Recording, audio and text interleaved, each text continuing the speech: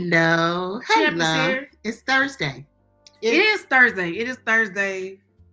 Happy Kobe Day. R.I.P. to the GOAT, to the greatest, to the legend, to Gigi. I know all of our lives will never be the same, but it is 8/24, so I just want to go acknowledge the GOAT. That is a good acknowledgement. Rest in peace. And prayers up for the rest of the Bryant family, Vanessa, all the girls, their entire support system, and everybody that loves and misses. That was a crazy time in LA, I'm just going to say. Around the world, but LA specifically. Yeah. So happy 8/24, everybody. Mamba forever. Mamba mentality for real. Indeed. We need to keep it. It's still August. It's still like August. It feels like summer. Shout out to Childish Gambino. I feel like August has been going on for a very, very, very long time. And we still have one more week. We do. So we hope you'll be back. You'll be back next Thursday. Let's get into today's episode before we all right. So today we're talking about boundaries. So listen, last week we talked about unpacking your emotions. And believe it or not, your boundaries have a really big impact on your emotions. Big facts. And then the trauma that was caused by you not having the boundaries or the other people not having the boundaries is all like one big. It's a lack of creating generational wellness. That's what pot of stew here that we're talking about. So, and boundaries, like I feel like that's one of those words we didn't hear about for a long time in my life, and then all of a sudden it's everywhere. It's like how I feel about kale and quinoa. Yeah, I always say she was always like, "Who's the brand manager? Who is the brand manager of kale and quinoa?" Because nobody knew what it was, and then all of a sudden, every white person, black person, white people decided y'all need to be on this quinoa. Yeah, and then all black people need to have quinoa in their burgers and their salad and their whatever. But anyway, they had a good branding. There's nothing wrong with quinoa and kale. We like both of them, but you just didn't hear about it. You just didn't hear about it. And same way with boundaries. Nedra has made an shout out to Nedra Sawai for just being the GOAT about boundaries. But I feel like that there's a space in the world now for her because boundaries got to be a thing. So if you want to know why boundaries are such a big deal and how it happened a little bit, and more importantly, why it's important, then stick around. This episode is for you. Hi, I'm Pam Williams, a mother. And I'm Jessica E. Williams, a daughter. And this is a mother and a daughter truthful chat, where we discuss our 35-year multi-layered relationship. We've been through so many ups and downs. Not only are we family, but we're business partners in the high-stress world of event planning and production for short films. We've also shared the same therapist for over 10 years. What some people call codependence, we call collaboration. So join us as we share stories from our lives, have candid conversations with other mother-daughter duos, and shed light on the roller coaster ride of being a woman while raising a woman. Our theme song is funky, huh? I like it still. I like it still too. Yeah. We hope you like it, and if you don't, then somebody needs to compose a new one. But anyway, welcome to Truthful Chats. Welcome. Cups up. Clink. Cups up. Welcome to the squad. Welcome to Truthful Chats, our weekly chats designed to get us closer on the path toward creating generational wellness. So, if you don't know what that is, more on the video below or wherever you're watching. It's in the description box. Go to our Facebook, Instagram, somewhere, and you will see what we mean when we say generational wellness. But it is what it sounds like. We want your generation and the one after you and the one before you and all that to be well. And so that's not just wealthy, because everybody's out here trying to get the bag, but the bag can't keep you warm at night. The bag, I sound like Shirley Ralph. Singing, your mind right. Singing does not put food on the table. Singing does not pay the bills. Anyway, so we have a Create Generational Wellness theme every month. And on our weekly Truthful Chats, we unpack the theme for the month just a little bit more. We delve into different parts of that theme. So our theme for August is Unpack. Which we said a lot in general, but yeah. And so today's episode is Unpack Your Boundaries. Unpack your boundaries. I was going to say baggage. That was last week. But unpack your boundaries. There's really no song for that. Anyway, last week we had talked about... We're a little dipsy today, too. I'm exhausted. August has been long. Exhausted. Okay, but yes, I'm we're here. physically tired. I'm emotionally drained. Just a lot of things. A lot of things going on in the world. People are shooting each other still. The COVID. My homeboy in France was like, yeah, they might start Masking again. I said, okay, well, let me know so I could be ahead of the curve. Remember, boundaries. We was behind on that. Anyway, last week, so we talked about we talked about emotions, we talked about baggage, we talked about trauma. Sorry, I was trying to make sure the internet wasn't betraying us. Anyway, last week was about trauma and the impact that it has on your emotional and mental well-being, your personhood, and how it can lead to a lot of stress and a lot of anxiety, which I think we hopefully y'all know by last week's episode. Okay, stress and anxiety is not the business. You don't want it. It's not okay? Good for you.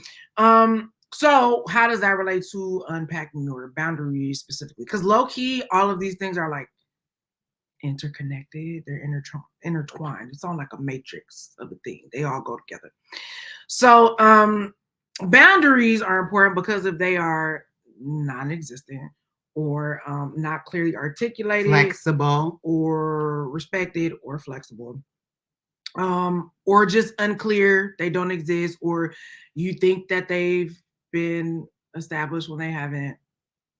Kiki and Darius, I keep bringing it up, but it's such a lesson for all of us to learn. Prayers up for them. Shout out to baby Leotis. It's gonna be all right.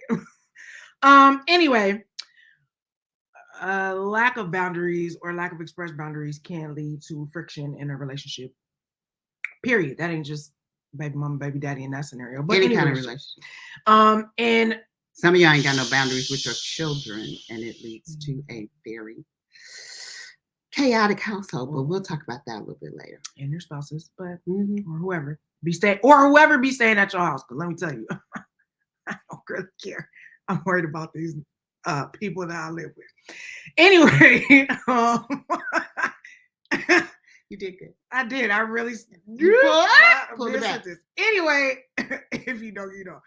Anyway, if any of these things, boundary-wise, are not expressed, that can lead to resentment, anger, feelings hurt, people feeling like they're being taken advantage of, just a lot of overwhelm that just really don't need to be there. It can in the words of the great Lauryn Hill, who was going on tour with the Fugees, we didn't get to see him last time, but praying God we gonna see him this time. Anyway, it's the 25th anniversary of Miss Education Lauryn Hill, and the Fugees will be joining her. My 10-year-old self is very happy. But anyway, the psalmist once said, "It can all be so simple."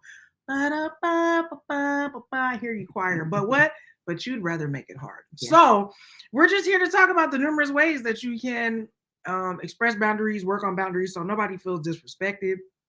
Okay, that it keeps happening consistently, that there's strife and trauma and things of that nature that just don't really need to exist. And a lot of times people say they feel you dissing me, you disrespecting me, but you don't understand that part of that may be that your boundaries are not clear to the Probably person. A lot of it is that your boundaries are not clear. So you feel disrespected, but the other person has no idea what you're talking about. But we'll get into it a little bit. And without these type of boundaries, personally, professionally, things can get real toxic, real quick, real manipulative, real quick, codependent, just constant sources of conflict and conflicts that don't need to happen. So establishing boundaries is positive, is healthy, is good maintenance for keeping your connections clear. They're probably going to change. Honestly, what you're changing as a person. Yeah, they should be flexible. Like, depending on who you are right now, they should be reflective of who you are right now. But in 5 years, you might be a different kind of person. So I wouldn't say like throw all your boundaries out the window, but like right now I don't have no kids. So, or man, but you know what I'm saying? So like I don't have no boundaries for that right now because I don't need them. Anyway, that in very quick. It's like kids or man. Okay. You know what I was gonna say originally, so I had to take the extra step to pull my brain back. You're pulling it back. Anyway, boundaries act as guidelines, right, to provide a sense of safety, respect. I'm gonna repeat it, trust, okay, and autonomy. At the end of the day, you want to feel like the world is a scary place, life is a scary place, but you want to feel like you have autonomy over your person, who you are, who you hang out with, all those kind of things, time, energy, attention. So boundaries help with that. And being able to clearly define them and define what is acceptable for you and what is not. It just helps you navigate your individual interactions, right? And how you be interacting with these other people out here in these streets these days and times. That'll hopefully give you some emotional and physical well-being in these days and times, because you absolutely need it, because these people will try you really for no reason, just because they can, or something is going on in their own mental mind. Yeah, we're gonna talk about that in a minute too. Or they bored. You gotta establish boundaries with people you know, and in this day and age, like you're talking about, with people you don't even know. A lot of people you don't even know. You don't even know. You don't even know. But anyway, so how can you define your boundaries, right? Oh, hold on. I'm so sorry. I think we have slides today. I don't think this is one, though. Oh, no, it's not. Okay, but we do have slides today. Keep going. So how do we define our boundaries? So like Jess was saying, you can't define your boundary till you know your own little heart, your own values, your own beliefs. And if you know, we have gone through lots and lots of conversations since January about values, beliefs, and that sort of thing. And if you don't know that, and if you don't know what you need and what's important to you, you can't identify what your boundaries are, because it's just willy-nilly and it's messy. Willy-nilly, fam. Okay, this just it wants to be shown. Let me stop. I'm so sorry. The slides is doing what it wants. All right. So self-reflection is. Let me pause. Yes, self-reflection is crucial for understanding your personal boundaries. What's acceptable to you? What's not acceptable? You gotta stop and think about that. Like I was saying before, you thinking people are dissing you, and you don't 100% know why you feel disrespected, because you haven't taken the time to sit back and self-reflect and say, why does this really bother me? So you have to go through that process.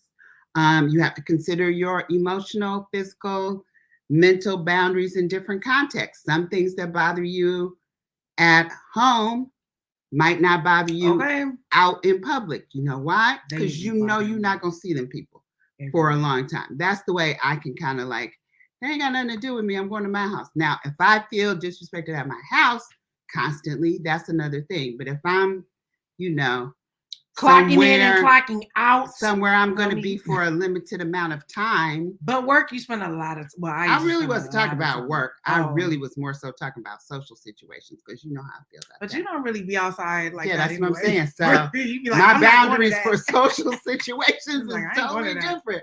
I make up my mind ahead of time. Oh no, I have people enough today. I'm not going over there. This is not going to be. I'm going to go for a little bit. And when I feel that my boundary has been reached, I'm going to leave. So you have to know what your boundaries are in each context. If you're at work, when I used to work full time, you got to be at work 10, 12 hours sometimes with people. Your boundaries have to be a little bit different there than they would be in a limited social situation. So know where you are, know what your boundary is for that particular thing. Zone. But there should be something consistent on the inside of you that carries through. Like you should have some. That's true. You should not be 12 different people in 12 different settings. Yeah, because that's how you end up being an episode of one of them shows where they be like, I don't know who this person was. They were somebody different all the time. Like there should be a consistent through line. So what are your non-negotiables? You have to know what those are, and usually your non-negotiables are that way across the board. Like, I don't like people cursing at me, like at me. You could curse around me. You could curse about something, but don't curse at me. And I think we talked about this. I for sure have crossed that boundary a lot. And it's when I snap. I'm just hearing it now, though. This is the first time she's actually articulated to me, because to me, it feels like you're limiting my self-expression rather than you just don't like being cursed at, which I can understand that. It just makes me snap a little bit. I told y'all before, I had a cocaine boss.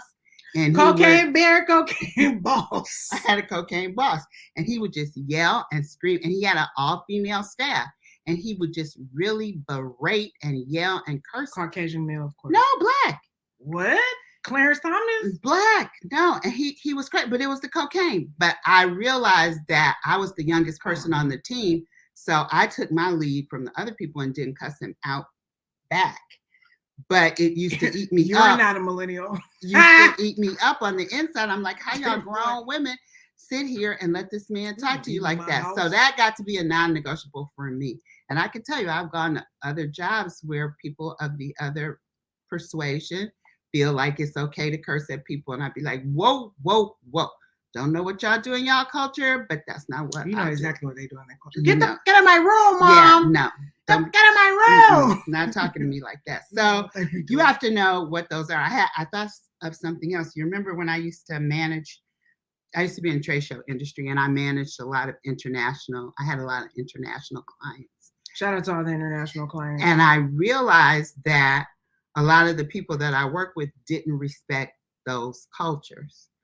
And well, we know that they would kind of make fun of the people or talk about them, whatever. But I would be like, hey, they paying your bills, and put some respect on their name. Shout out to Birdman. And they are smart enough to have a business in multiple countries. Unlike some people. So if they can figure out how to do business in multiple countries, there's just some respect you need to put on their name. You're not going to disrespect them in front of me, and you're not going to disrespect them when I'm around. So again, that's a through line for me. That's a boundary. If I hear you talking crap about my people, I'll be like, whoa, whoa, whoa, wait a minute.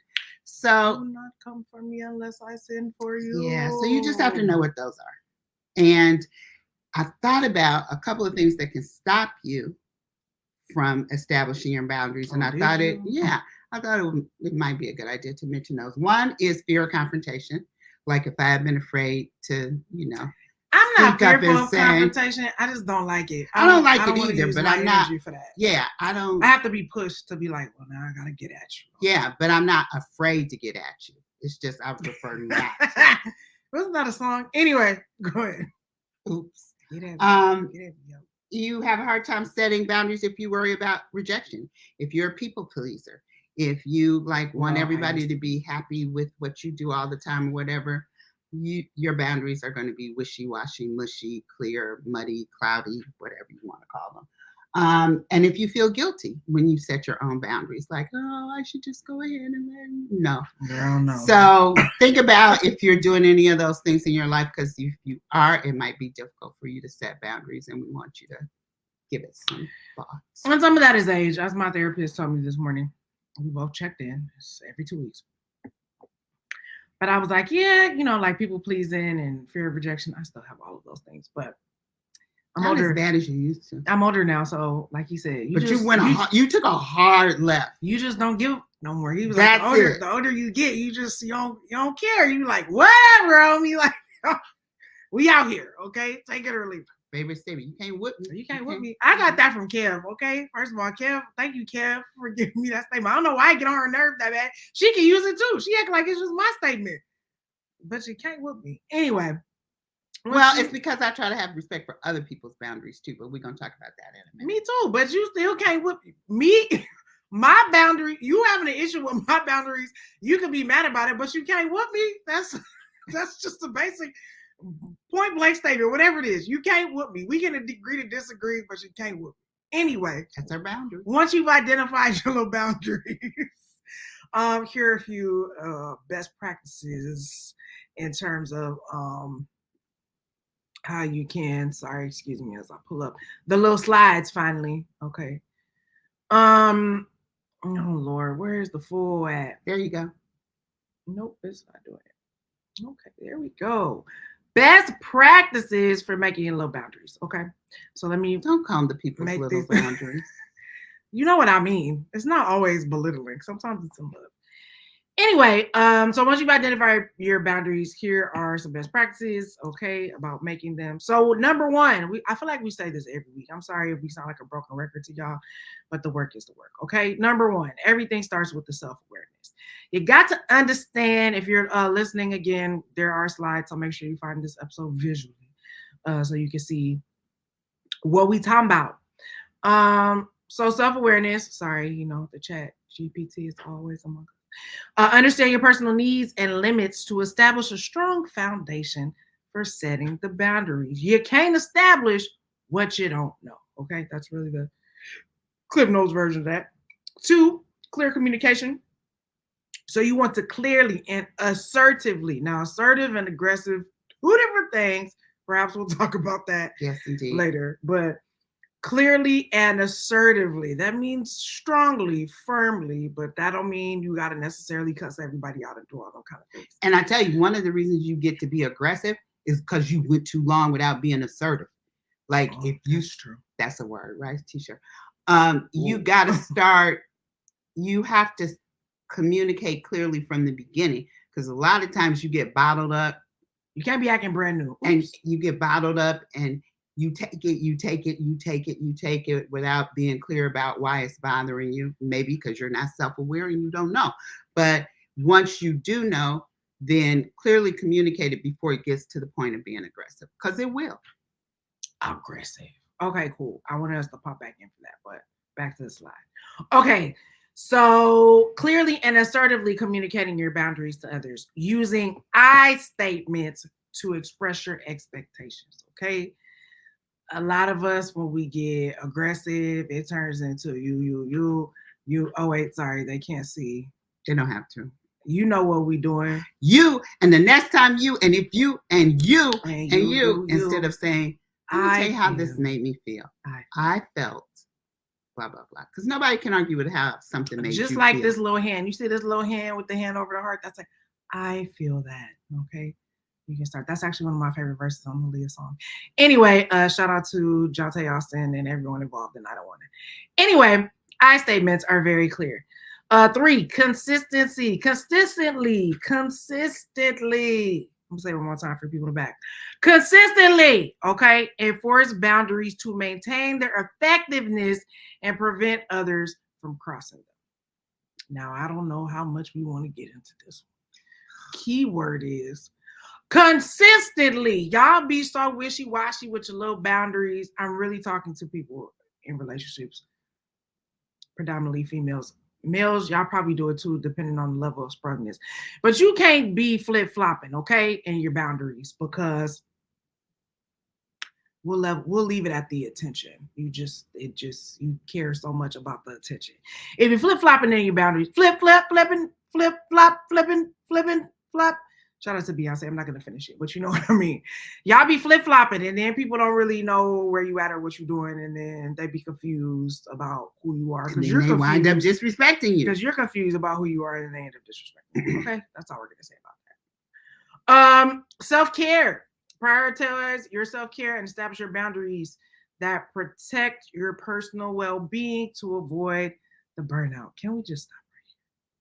The burnout is real. Emotional exhaustion is real. Well, yeah, I felt like I had that today. Oh, no. Tremaine told me point blank I was emotionally exhausted. So. Did he tell you I was too? No. Girl, don't be worried about you in my session.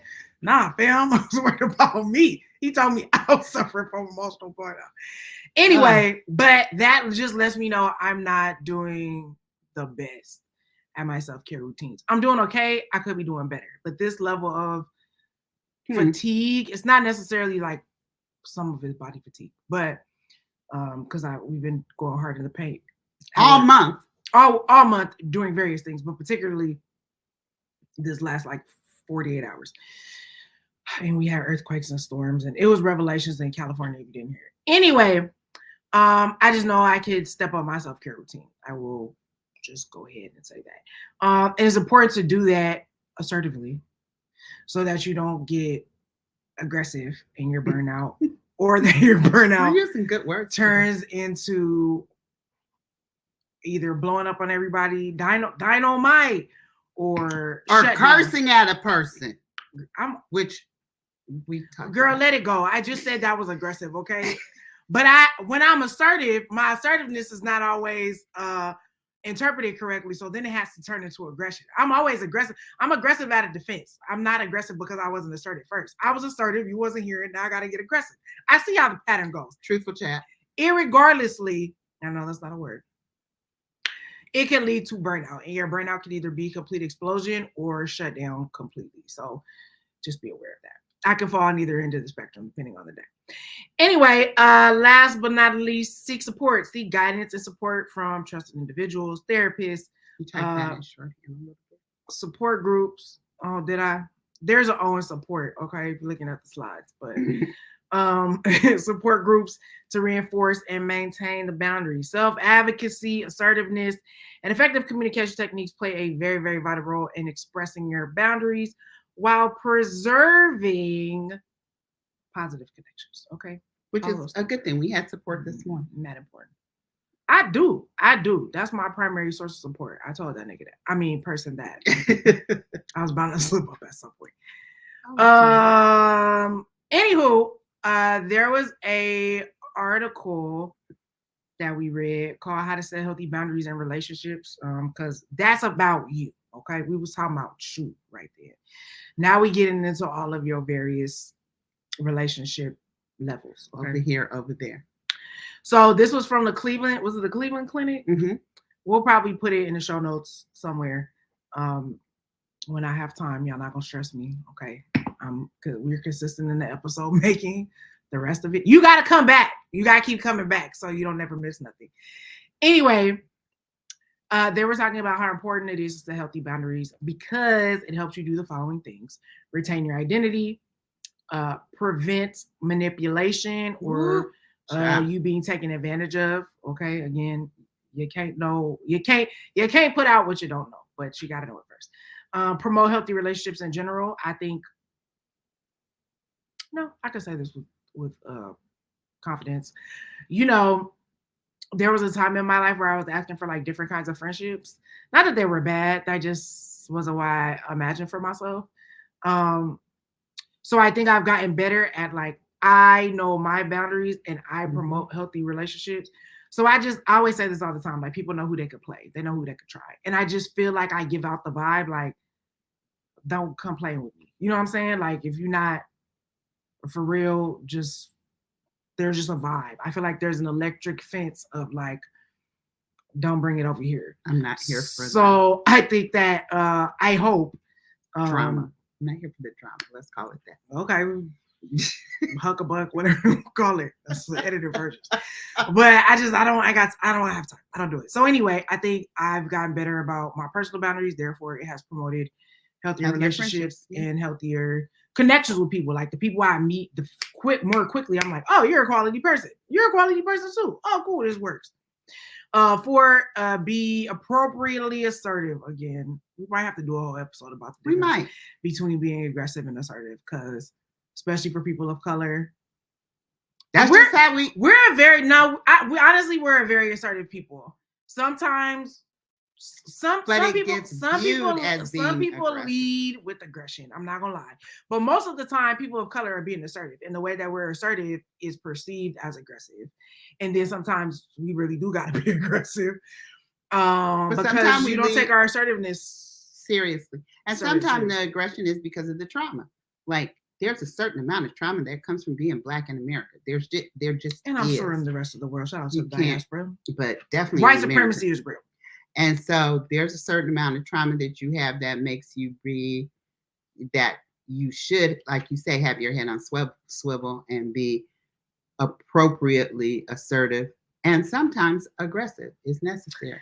But like I was expressing earlier, if you're assertive and then people are playing in your face still, then you gotta get aggressive. Montgomery Brawl, which is usually why it escalates to that place. You thought all them people woke up that Sunday and was like, you know what we really feel like doing? Picking up some chairs, off the boat, swimming off the boat, and throwing bows. Like y'all don't know Nuck If You Buck is a national anthem for us. Anyway, we'll talk about it later. 5, empowers your goals, right? Whatever you are striving for in terms of your personal goals when you have great boundaries. And hopefully, we always go back to this, help you provide a certain level of empathy to others, because you'll have it for yourself. Okay, if you are establishing boundaries, hopefully you're more clearly able to identify other people's boundaries, even if they can't articulate that's what it is, but you'll be like, oh, I know what that is. That's a boundary.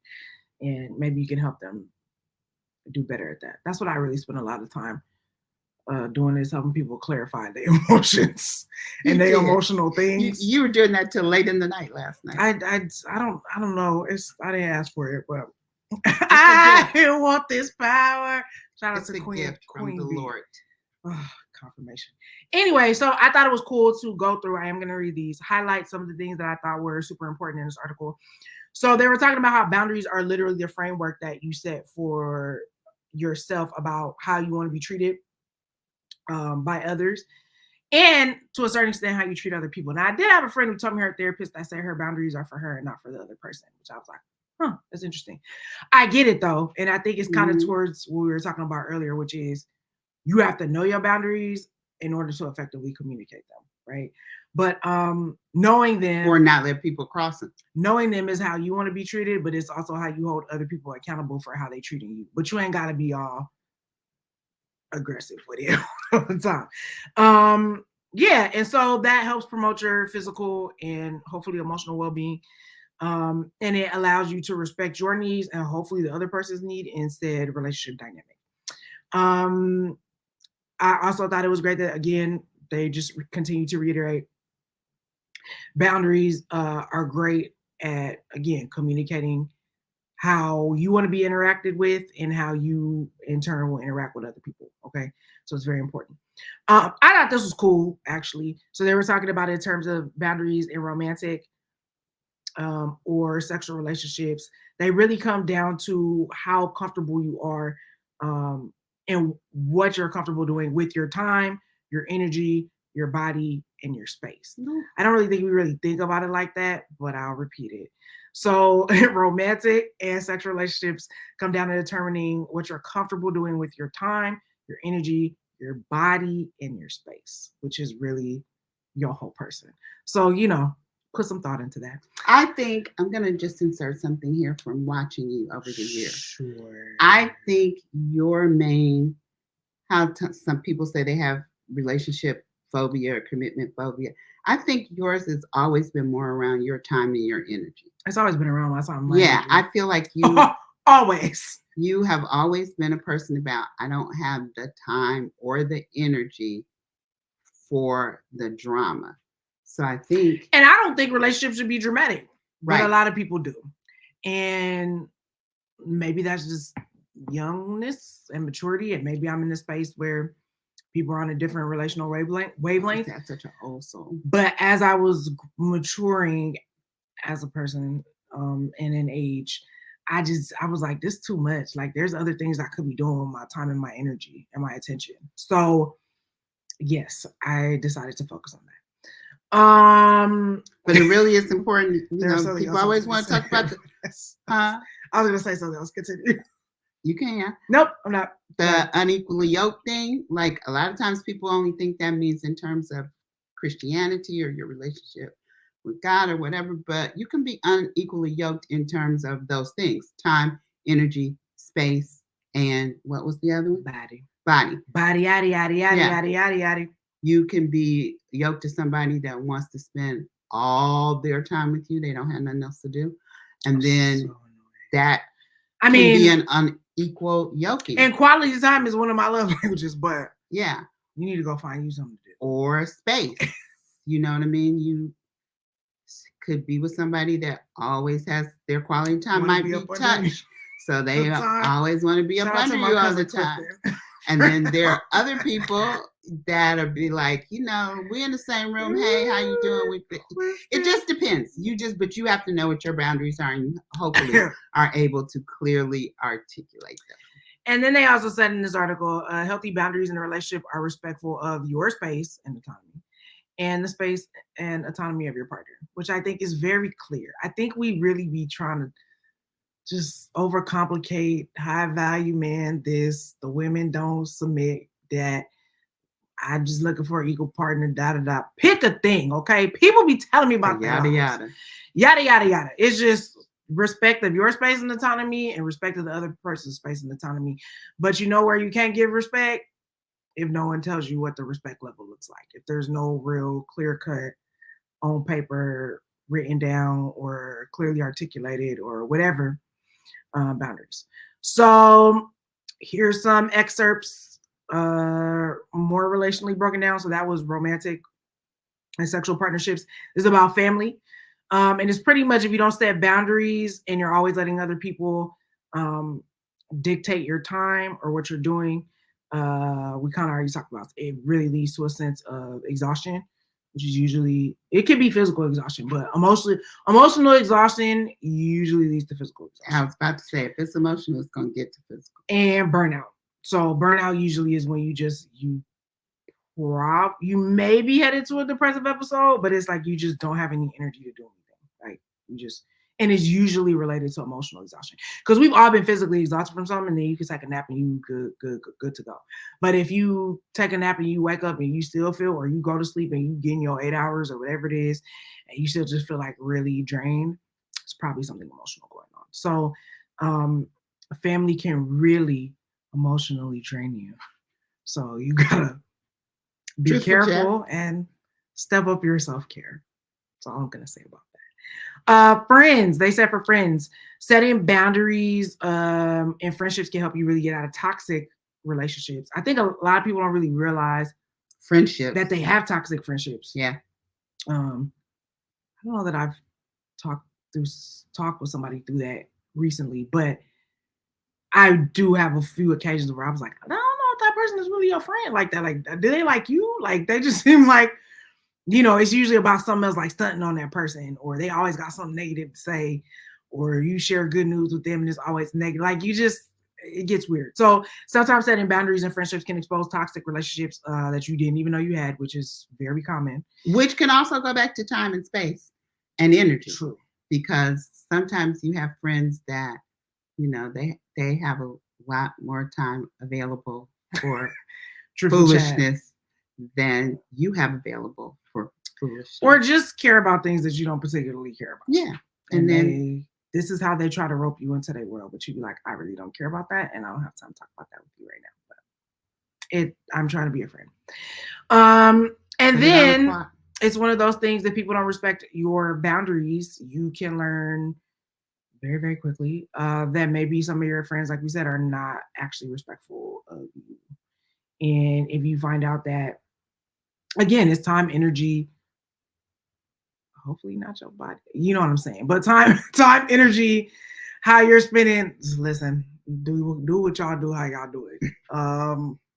Shout out to y'all. Anyway, no judgment. If you're no, I'm just saying. But if you are investing time and energy into someone as a friend, and that's not being reciprocated, or you find out that it's toxic, or you start setting boundaries and all this kind of stuff starts coming out about like, oh, this person was really manipulative, very controlling, or you start to be assertive and they start to be aggressive with you. It's just, all the little weasels and foxes be coming out the little holes sometimes when you be doing that. And you get an ankle bite and you don't know where it came from. You'd be like, wait, what happened? All I said was, what are we doing? What are you doing? There you go. Shout out to Arbitrary Graham. Okay, lastly, for this little section, at work, which I've been thinking about it, particularly because my union is on strike. It doesn't really mean I'm still doing things in the theater, but whatever. But I was thinking about the content, and I was reading about the WGA. They in talks with the motion picture producers or whatever. Anyway, the deal don't sound that great to me, but either way. But I think that we tend to really sometimes let our boundaries down at work because we want to be hopeful, unless you just hate your job and you just like, I'm just clocking in for the check.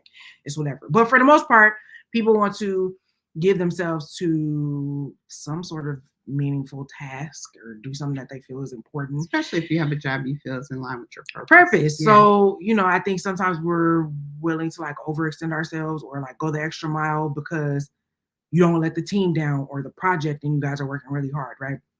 But they're saying at the end of the day, the key is making sure that everyone you come in contact with at your job understands what's okay and not okay when it comes to your physical space, emotional health, and your mental capacity. And I think sometimes we forget about the mental capacity part at work. People are like, can you do this? Can you do this thing? Can you do this thing? Or like maybe you're really close with your boss and you see how stressed they are and you want to help or whatever. But like that's only one part of your life. So if you taxing everything out at work and then you have nothing for when you come home, I don't know, depending on the job, like my job is very involved. So sometimes I don't come home the happiest. I don't come home in the best of moods. And I just be like, listen, maybe after I sleep, I'll be better. But maybe I won't. I have to deal with y'all and y'all moves. And sometimes you got to deal with your girl. It is what it is.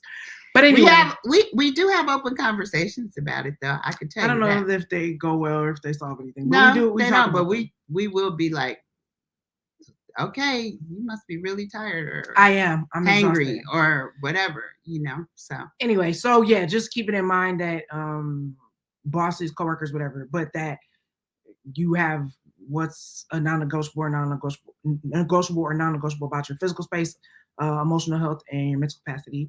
And then I thought this was cool. You can have boundaries where you don't overcommit yourself or block. You can block out your times in your calendar so that you can be more productive. You know, people that be setting timers for everything. I swear I'm gonna be that person one day, but it hasn't happened yet. It just feels like jail to me. I just want you to try for 1 week. Maybe I don't know. Maybe I really like it because I can't be very You task are oriented. very I'm very task oriented. I think you will like it. But it just somebody has to do it for me and then just like set the times and then just be like, this is this, this is that, and this is that. Because if I get to 4 and I'm not done, I'll be like, I'm just gonna keep going. You feel me? Like I just anyway, maybe it's the creative in me. But the key, like they were saying at work, is to have conversations with your manager about what the expectations are for your job. Okay, because that's lack of boundaries, right? Like what specifically does this role entail so you don't end up doing 12 other people's jobs just because they understaffed and they ain't got enough people and everybody decided that the boss wasn't gonna break their soul, so they left. So now you doing 8 jobs, you know what I'm saying? Shout out to the queen again. But but and then you have to be able to create boundaries and hopefully in discussions with your bosses or your coworkers or whoever to make sure that you're meeting your performance goals, right? I think that's very key. It's very easy to start to do things that are not in your job description or stuff that you like low-key just shouldn't be doing just because you want to be a team player that bad. So and if you don't stop doing negotiate it, but people won't be realistic about what the job actually entails. I find that happens to people a lot. It's like if you keep doing it, the other person doesn't realize this is a whole mood. This is a whole person's job that you have me just kind of halfway doing when if we had a designated person for this. The whole thing would run well. And that's when you have to establish a boundary respectfully. And you might want to word it that way. You might want to say, I'm capable and able of doing this, but I feel like if this happened, this could be better, and have a scenario of how it could be better as opposed to that ain't my job and I ain't doing that. You know what I'm saying? You again want to be respectful. But I feel like work is a place usually, and I don't think we think about it like this a lot, but people please a lot. And because you want your check and fear of rejection, right? And that literally could be like not just your person, but like your bag, your bag, where your kids stay, your living situation, your food and sleeping arrangements. So it's very high stakes, but boundaries are very important there. Yeah. Speaking of kids, let's go there. Since we are about the generational wellnesses. Are talking about creating generational wellness, we really want to talk about a little bit about how important it is to start teaching your children how to establish boundaries as well. And I know as Black people, sometimes we be saying, you ain't got no boundaries. You ain't old enough to have no boundaries. You don't have. But you're raising a human. I keep trying to tell Black people this. You are raising a human, and they're not going to be with you always. And then you don't want them to be out in the world, especially in this world, in this iteration of what we got going on here in America, without understanding their boundaries. And it's just really tricky for black parents with Black children, because you do have to teach them how to be boundaries, but it could be perceived as aggressive, and it could go left in a heartbeat. So that is very stressful on us as parents. Like, how do you establish that? How do you get your children to, recognize and empower them to be, this is my boundary, this is how I say it with respect, this is how I assert myself in certain situations. What does that look like? It's really crucial for their emotional development and well-being. And I think it's also just very different because, at least for people of color, right? Even if you are raising your kids to be respectful, right? Like I remember with my nephew, like we had to teach him how to assert himself in the class. He was 6 at the time though. But if he uses that same skill in a couple years when he's like 12, and he's perceived as a man all of a sudden, even though he's clearly a teenage boy, that could get tricky, right? Because just the color of your skin, what do they call it? Preconceived notions or what is it? Implicit racial bias. Yeah, implicit racial things bias. Of that nature. Like people filter those kind of things in, so it is a little like tricky, but it doesn't necessarily mean that the kids should not learn the skill just because. It just might be like a couple extra steps. Yeah, he was raising his hand in the classroom. He was in a Mandarin immersion classroom. And really, he was having more trouble with the English teacher than he was with the Mandarin teacher. But, he would raise his hand and she wouldn't call on him. And I was like, fortunately, it was when it was on Zoom. So he had a chat. So I was like, put it in the chat that you're raising your hand if she wanted, keep acting like she doesn't see you, and please don't let me have to get into it. Or it was one of those things where like she thought he hadn't done an assignment that he did, and we had to teach him like you did it. I completed the assignment, or I did the thing, and I shared already. Would you like me to share again? Right? Yeah. So that it doesn't come off rude. But it's a lot of things. God bless y'all with the babies. Yeah, but you want them to be equipped with the tools to establish healthy relationships, to protect themselves from potential harm.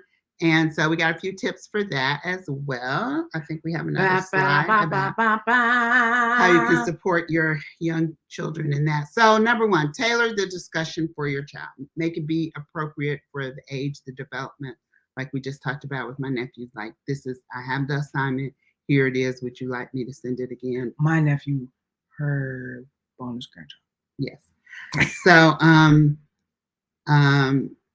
it's hard to teach empathy, like teach the concept of empathy at that age, but you can show what empathy looks like by the questions you ask. You can ask your child, how did that make you feel? And then you can reverse it and say, so-and-so came over and, they wanted to play with your toy and they wouldn't let you play with it. How did that make you feel? So you're teaching empathy by allowing them a space to talk about that. With whole big gentle parenting thing now, which again, Black people have different opinions about, but we will defer for it for the purposes of this conversation. So you just reverse, you know what I mean? It's really important that you start letting your child know that their boundaries go both ways. Respect goes both ways. Feelings go both ways. And so if you encourage that open and honest communication, you can hear where it's getting off. You can hear where a child is saying something that you're like, wait, that's not exactly how we should be looking at that. And allow them to express their feelings and opinions, listen carefully, respond appropriately. Again, if you haven't dealt with your own stuff, it's going to be hard for you to respond appropriately without making the child, feel some type of way about they're doing something wrong.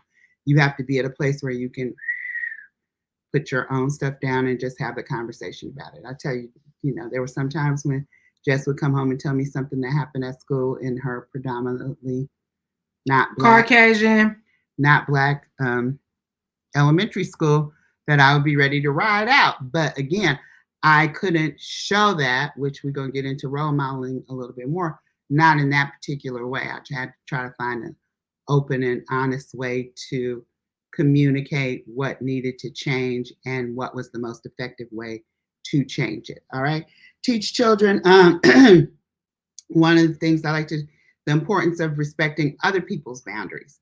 So let's say, for example, again, how do you explain this to a child in a way that makes sense? Let's say your child has a friend who grows up in the house with 4 boys, and they come over, and at their house, they roughhouse, they wrestle, they throw people over the sofa, WWE. But at your house, y'all play board games or, do puzzles or whatever. So your child's idea of a good time is sitting down playing a board game or doing a puzzle. That child's idea is let's flip over the sofa and run around and jump on each other. And, so again, talk to your child about, okay, this is probably how their family might look. This is how our family looks. So, how can we blend this together? Can we put some mats down for, rolling and tumbling and do it in a more not roughhouse kind of way so that that child gets to experience some of what they like to do?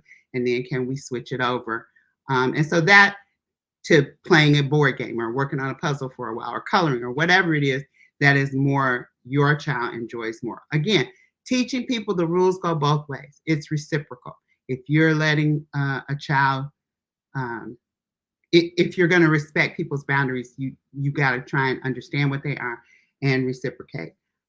Role model that because as adults we get into situations where we don't like stuff that's going on a certain way. Like if you go to your friend's house and I don't know, let's just say they smoke weed and you don't smoke weed at your house or whatever. So again, that's their house, that's their boundary, but you have to figure out, does that mean I'm not going? Does that mean I'm going to, I don't know why that came up. Oh, it's actually a good example. I know where I came up. I don't know if y'all watched The Chi, but on this episode of The Chi, hold on, we'll pop back in. So on this recent episode of The Chi, it was a house party. I don't know if you watch it. Anyway, Keisha and Emmett are buying a house together. Kind of with Duda. It's a whole situation. Anyway, there came a situation. If you don't know anything about The Chi, Emmett was like once the playboy of The Chi. He was just doing anything and everything that walked. Okay, he had all kind of women's, multiple baby mamas, this, and the third. Okay, so Keisha, they don't have a baby together, but they was together in high school. Keisha got kidnapped for a little while. Those episodes were great. But now she's back stable. They're in a relationship, whatever. She does establish boundaries very well. She does establish boundaries very well. Shout out Yeah. to them for showing that. So watch this season to see Keisha establish some great boundaries. And one of the boundaries that she established was, so they have a blended family. So Emmett's oldest, I think this is the oldest kid, and Keisha's son, not that they have together, but they're two kids. So the oldest son was calling the youngest one a little B. He was like, "You little," and Emmett was laughing. His mom, Emmett's, and the little boy, EJ is the little boy. EJ's mom and her boyfriend was laughing. I was laughing. It was funny. But Keisha was like, "That's not cool. I don't like that." Right. So trying to establish a boundary. So this was cool. She didn't go to Keisha about it. She went to Emmett. I mean, she didn't go to Tiff.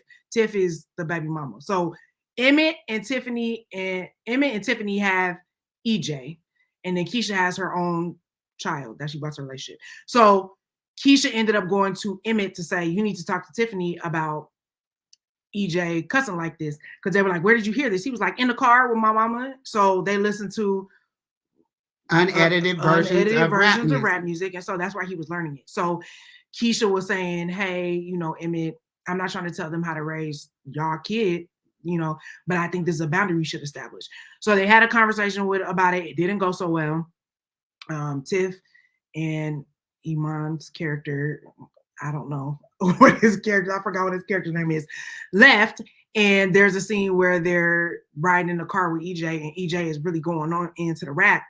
And then Tiffany notices that, and so she actually changed to like some R&B or whatever. So it got through to her as like, maybe this is a boundary that we should establish. But she got challenged, right, with the boundary, and was challenged to be a role model in that. And it wasn't the most advantageous or comfortable situation, right? There was some confrontation involved, but ultimately, Tiff kind of came around, which was good because they did a couple of things really right.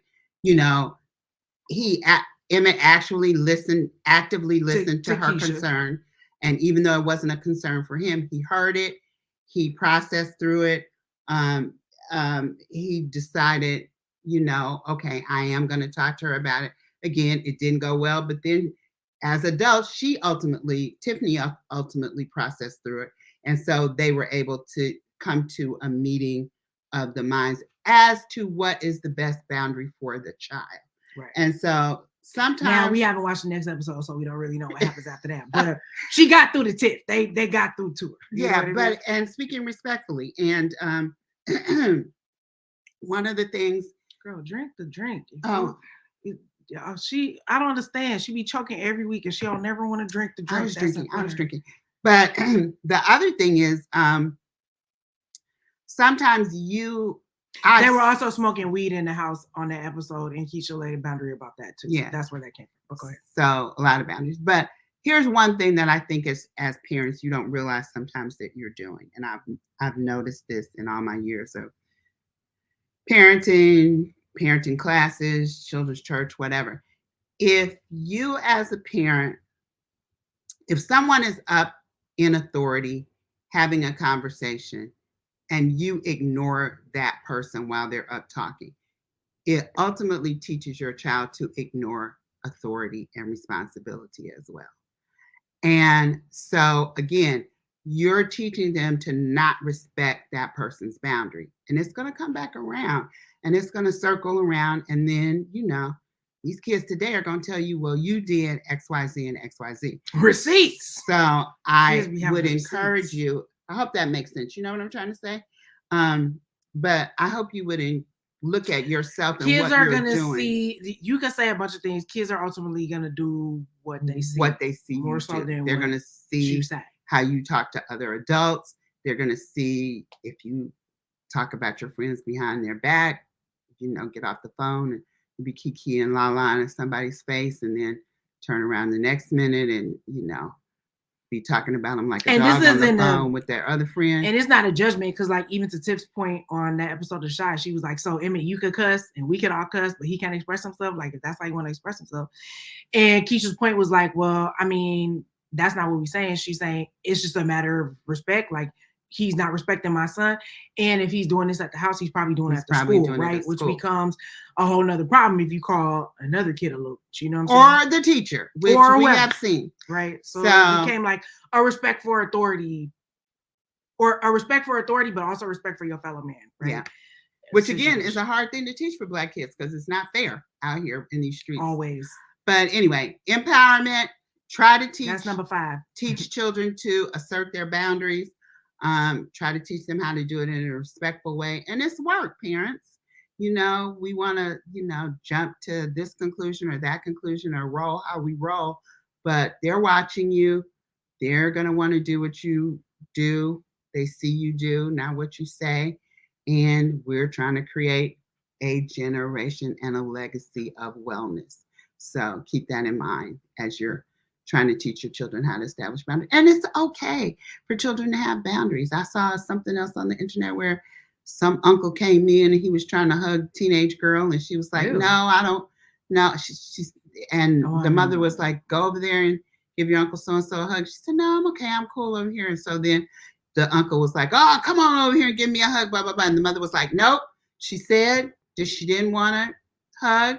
So I need you to respect what she said and whatever, which, now, for us, sometimes that is not always the case. You better go on over there and give your uncle a hug. Who you think you are? You think you too good? You think it, well, but oftentimes people be trying to tell you, not even that, but sometimes, in our communities, in all communities, really, mm-hmm. but abuse will be going on, and that will be somebody's way of, filling up on people in public, right? There's a predator hiding in plain sight. So I think again, go back to number 2, encourage open and honest communication. So, sometimes that is somebody being open and honest with you in the moment to be like, I don't really want to hug that person, right? But, we got our cultural sensitivities and the way we do stuff, and we family and we dumb, but somebody could be really trying to tell you something.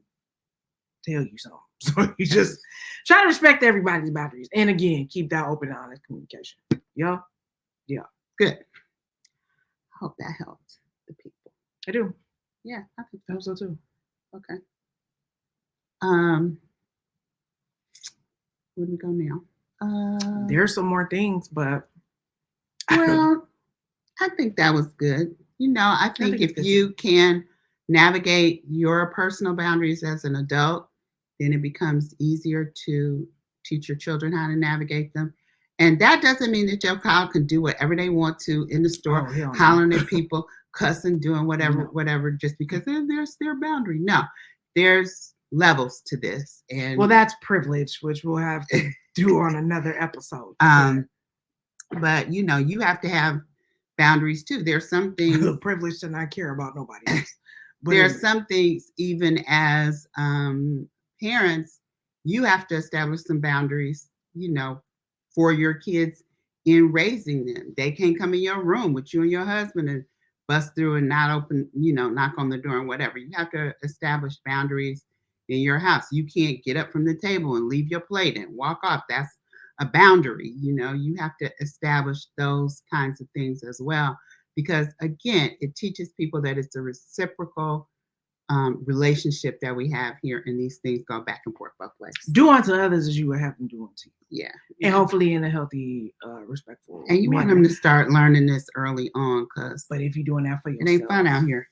If you're doing it for yourself. Mm-hmm. And again, no judgment. We just always saying, you got the tools now, so we're trying to help. You know what I mean? Got the tools now. So yes, managing and communicating boundaries effectively starts, of course, with your own level of self-awareness, right? You knowing yourself. Once you know yourself, then you can clearly articulate those boundaries to others. But also, it ain't all about you all the time. Listen to the other person too. Okay, like this, it should be reciprocal, right? It goes both ways. And then once you start to put things in practice and into play, in all of those relational scenarios we talked about this earlier, but they need to be flexible. Whether it's a boundary 2 years ago might not be a boundary right now for whatever reason, as you're talking to your therapist or getting wise counsel from people or doing, having other kind of life experiences, or maybe you was the employee and now you're the boss, right? So now your boundaries have to change with, like, maybe you leveled up on a promotion. So you gotta, now have some flexibility there, or a friendship you used to have is different now because now maybe you married now or you got kids now. Or so everything is always in flux because life is always in flux. Thus, your boundaries are in flux, but you shouldn't be. There should be some constants and some anchors about your personhood. And that's the importance of self-reflection, is if you see that your place in life has shifted, your relationships in life have shifted for whatever reason, it may also mean that some of your boundaries have shifted. Big facts. And it's okay as long as you're clear about it and you make it clear, to the other people person around you. You often hear stories about people that get married young, and they start off in a relationship one way, and you get married at 20, and at 35 you don't feel the same way about some stuff. You've been around the world, and you learned some things and been in some situations. So what might have been okay for you at 21 may not be okay for you at 35. But if that other person is used to 21-year-old you, and you've not managed to articulate to them that now I'm 35-year-old me, and they've changed too. So again, we're back to open and honest communication and being able to talk about those things. You might need help with that because, that is an adjustment to be like, this is a person I'm used to in a particular way, and they're growing and changing. Because I think that's the thing is, if you are somebody who got married young, hopefully you pick the person who you guys are able to grow and change together. And still like each other through that whole process and all the other things that come along with that. So, and it's with that was not in our notes, so shout out to whoever that was for. Yeah, and so it's the same thing as with whoever that was for. With our relationship, 18-year-old Jess is not 36-year-old Jess. Be trying to treat me like 18-year-old Jess though a lot of times, but it's cool. 68-year-old Pam is not 48-year-old Pam. So we've got to make some adjustments in our boundaries and in the way we treat each other. Amen. And sometimes the boundary is a cutoff. Shout out to whoever that's for too. That wasn't in our notes, but sometimes it's not a thing, and sometimes the boundary is just ain't working. So long, farewell, Avita ain't working. Goodbye. So anyway, we hope we helped you unpack your boundaries. Please, I feel like you have to watch this again. I haven't ever said that, and I don't even mean that about like just because it's a lot. It was, I hope, impactful. Like, it was a lot of things. Like, you're gonna have to go back and get the like nuances of these things because everybody listens to this in a different place. So maybe something, you're not in a relationship right now, so that doesn't apply to you as much as maybe you're in your family situation is changing, or your work situation is changing, or you don't have no kids right now, but you about to have some kids, or like, oh, I need to go back and listen to this for my nieces and nephews. Or I don't have any kids right now. Now it's just me and my husband again, and the kids have been a buffer between me and my kids. All these things. So listen, again, I'm going to ask you a question and give us some feedback. I feel like sometimes we should have a study guide for you for these episodes so that you can go through and make your own notes. It's and the Sunday see where school you teacher I are. heard from I'm real. sorry, but so let us know if a study guide would be helpful. Indeed. And with that, but you know Here's what? how you let us if know. we don't know, if you want the study guide, we ain't gonna know. You wanna know why? Because you're not subscribed to the YouTube channel. You're not following us on IG, Facebook, fan base. We are at Create Generational Wellness on all platforms. Get at us, man. I'm gonna get back into the IG soon. Y'all gotta give me grace. I told you I'm emotionally exhausted. I told you I'm burnt out. My hands for them. Okay. Some oil on. So anyway, yeah, this is how you stay in contact with us, man. You know, we here every Thursday, same time, same place. Okay. And giving you the news that you can use. I feel like I stole that from the Hamptons. Anyway, I love you, sis. Journey with the Hamptons. She be giving us these money tips. Anyway, so we hope y'all join us next week. It's the last Thursday in August. So I don't know. Fall. I don't know what we're talking about. But we're gonna be unpacking something. We'll be unpacking something, and then we'll figure out what we're doing for the following month. You know. So, anyways, they don't know though. Anyways, stay tuned. You gotta be subscribed, tapped in, to know what's going on next month. Tell a friend to tell a friend. Yes, rate, review, like. If you're listening to us on the auditory universe, give us a thumbs up. If you're watching this, pass this thing on. If you're like, "Ooh, girl, this boundaries episode, my guy, this boundaries episode is for you." Pass that thing along, and we will see y'all next week. All right. Bye.